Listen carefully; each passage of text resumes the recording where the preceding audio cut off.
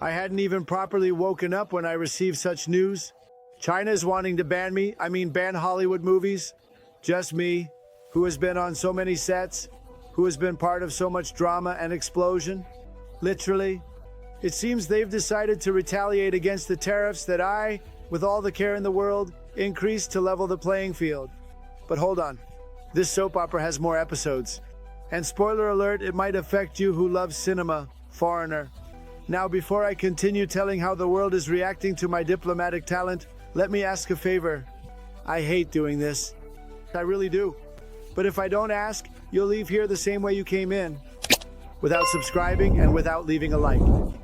And look, if that happens, I'll send you to a cinema booth where they'll only show the new Snow White movie, 5-hour extended version.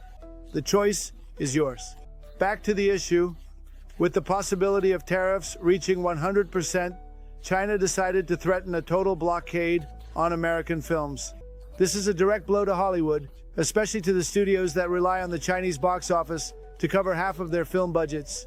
Transformers, Fast and Furious, Avatar, Marvel, all of these depend on a market that, guess what, is closing its doors. China has become the second largest film market on the planet, and yet it is choosing to prioritize its own films. And it's no small feat. NISA 2 alone is already reaching $2 billion. All in-house. Can you imagine if I were making that movie? It would easily be $3 billion. But there's a detail that people forget. China has already been closing the door for a long time. It's not new. They have gradually been reducing the entry of American films while heavily investing in their own blockbusters. Battle at Lake Changjing was one of the country's biggest hits. If you thought it was just a matter of saying hello for them to release Avengers, you were mistaken. Beautiful. And of course, while China has a system that decides everything with a stamp, the United States needs 3 meetings, 5 votes, and a recount to make a decision. It's like ordering pizza with a committee. Not there. Decided? It's decided. Hollywood is now hoping that someone will save the already signed contracts because Thunderbolts, for example, is scheduled for release there for now. But the problem goes far beyond the box office. The merchandising, the t-shirts, the action figures, the posters, all of that is made in China. If the tariff increases, the costs skyrocket. Do you want to pay $400 for a Captain America figure? Not me.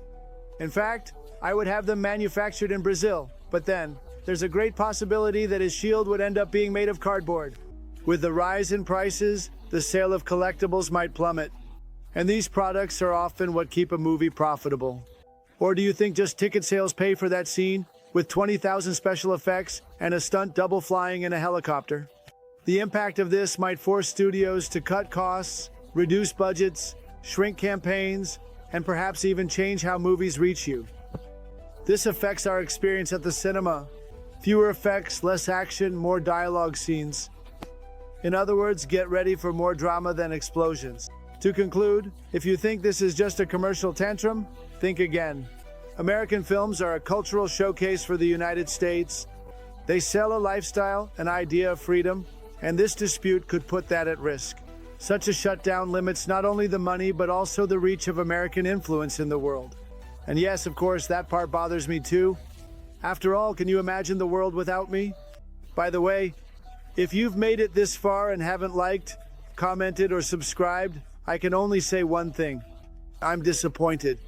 And if this continues, I will make a movie about your life myself. Directed by Michael Bay, with no budget, and a script by me. And it will be on loop without pause. Choose wisely. See you in the next scandal, in the next video.